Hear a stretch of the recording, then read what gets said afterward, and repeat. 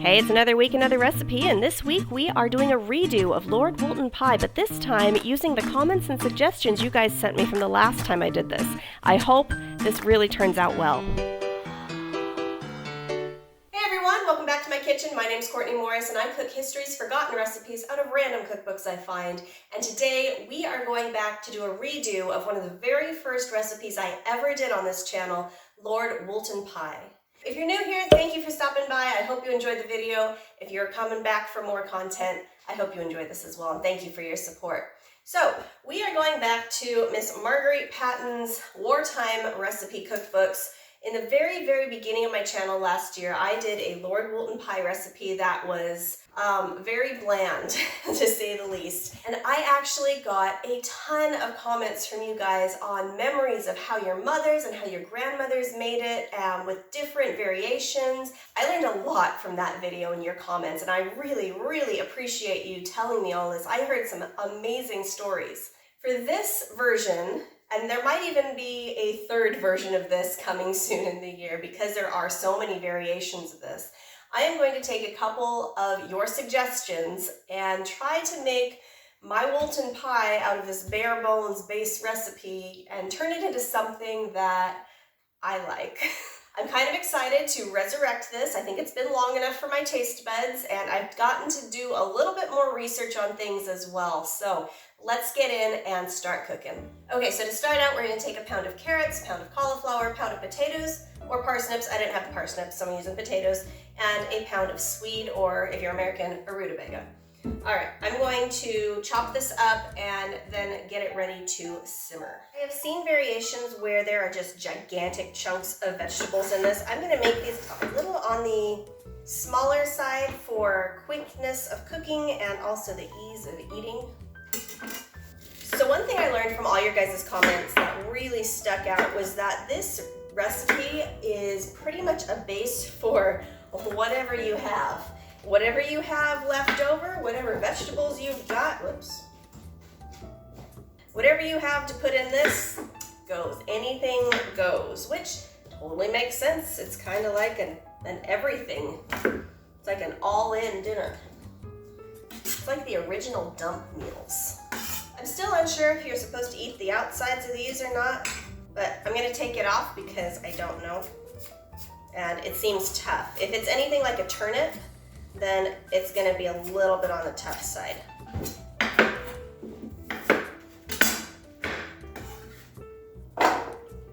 Alright, so according to the recipe, it says dice and cook about 1 pound of each of the following in salted water. Now, one thing that you guys did mention to me in the comments was I used too much water last time. I boiled the piss out of everything. It was mushy. So I'm going to take your advice and use a lot less water and make it more of an al dente, if you will, because it does have to go into the oven to cook some more. So let's, for experimentation's sake, let's do that.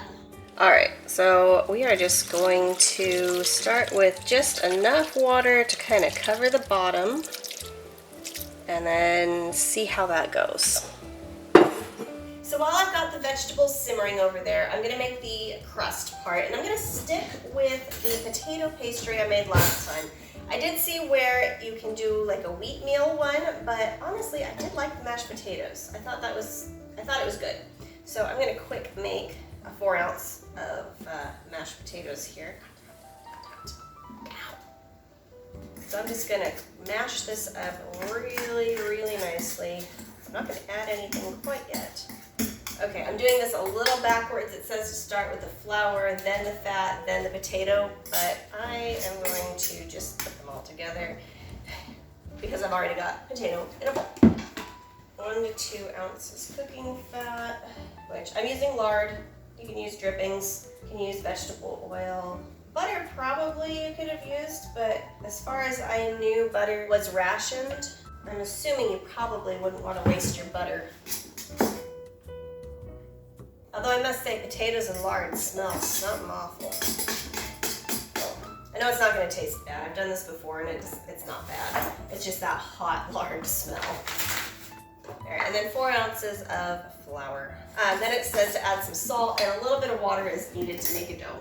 So, pinch of salt and small bit of water. This is my very official cooking jam jar.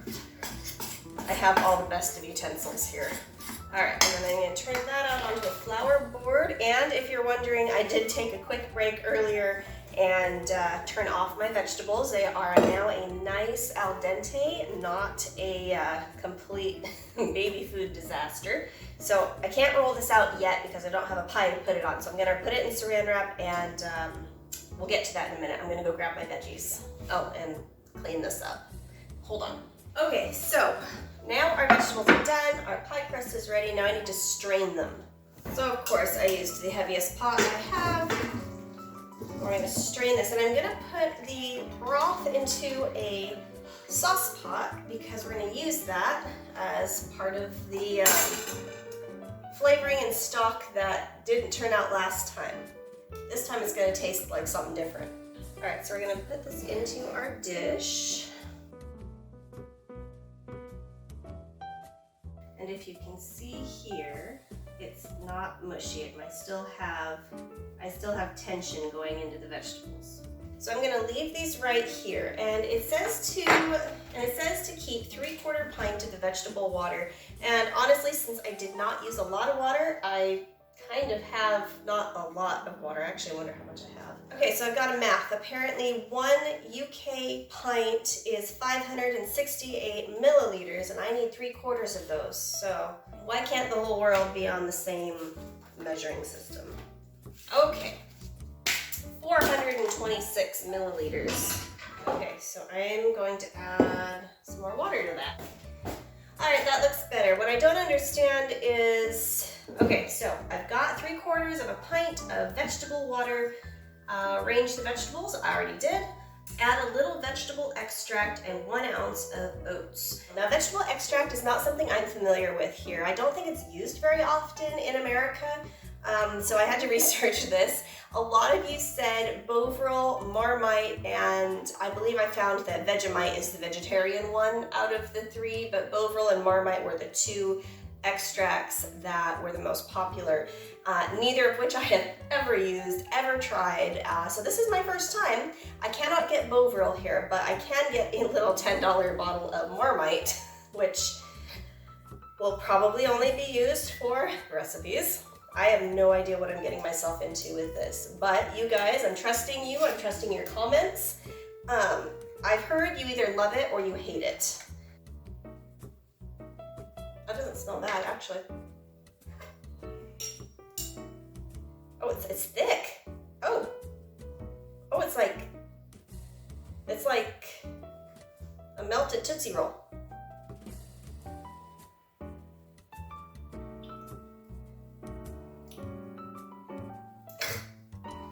Okay, that was a bad idea. That is not a standalone condiment.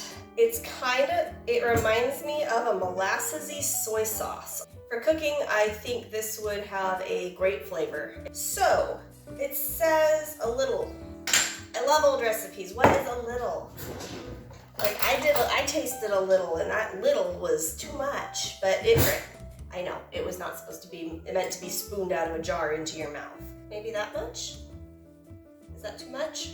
Well, we'll give it a shot. I'll stick that in there. Maybe.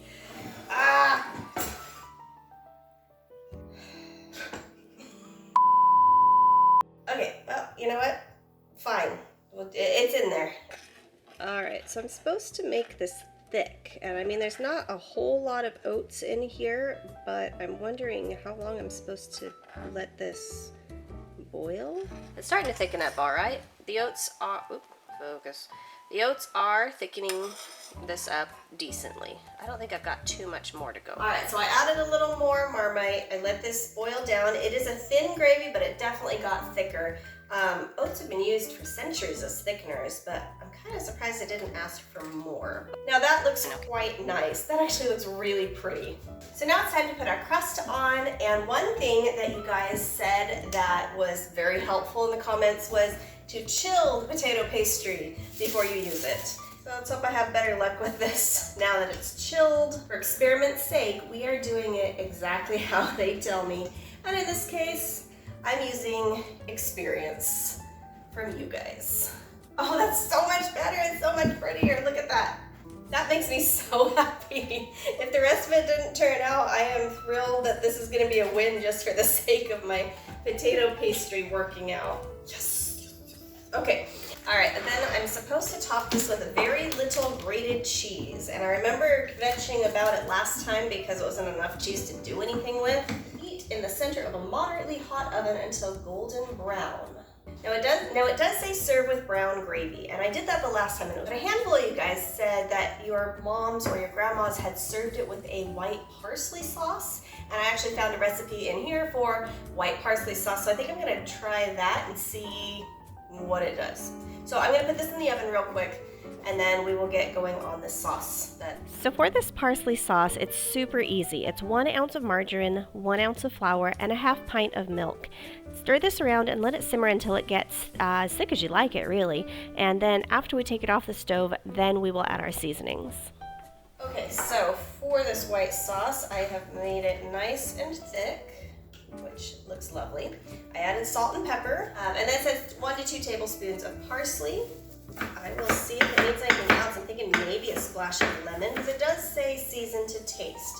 It doesn't tell me any parameters of what I can and can't use here, so I might just make something good.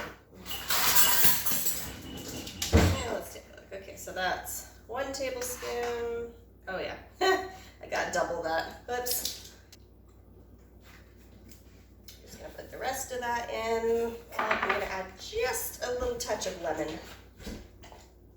One thing when you're cooking is you always want to add an acid to things. It just brings out the flavors. Not too much because you don't want that to be the dominant flavor.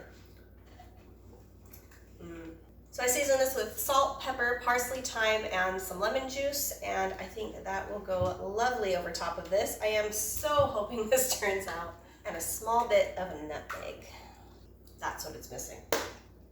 All right, it is out of the oven. I am so excited. My kitchen smells heavenly right now, and it looks better than the last time I made this. What excited me the most, though, was your guys' comments of saying how much you loved it and how delicious it was and how that was really opposite of my experience. So I'm hoping with a couple of your suggestions used that I like it a little bit more. So I am going to just cut into this. Oh, it smells really good. If you saw my last video, you would know that I am not really awfully good at getting things out. Spoon it is. I think it's still a little warm yet, but I don't have a lot of time to let it cool off completely. Of course, I picked a slotted spoon, so all the gravy went out. I am just making dishes for myself.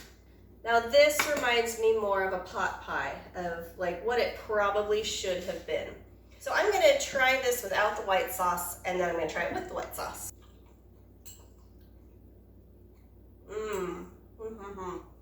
That is so much better than the last time I made it. Thank you for the Marmite suggestion, and I'm glad I put in double what I did. That lends a really just nice, cozy flavor. And we're gonna try a little bit of this with it. Oh man, That's good. That's really good. I like that a lot. All right, this has redeemed itself 150%. Would I put the oats in? Not so much. I would probably leave the oats out. I don't think they do much except made the gravy thick. No wonder you guys said you liked it so much and had so many good memories of this. One thing I'm loving about this is A, the flavor from the Marmite. That just brings it together. B, I like the difference between the sweetness of the carrots, the savory of the Marmite, and the kind of tang from the parsley sauce. It all just blends in to have all the flavors that you just kind of want in a meal. This was sorely needed after last week's pie flop. If you didn't watch that, go watch that flop of a sugar pie. It was very disappointing and underwhelming.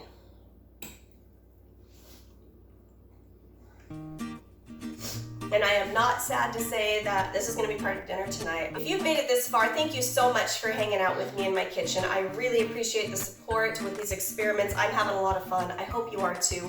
Please don't forget to subscribe to the channel. I upload every Monday with a new historical recipe. Hit the little bell notification that will remind you of that. And if you liked the video, give it a like. If you enjoyed how this pie turned out, I invite you to watch last week's flop of a pie, which is right here.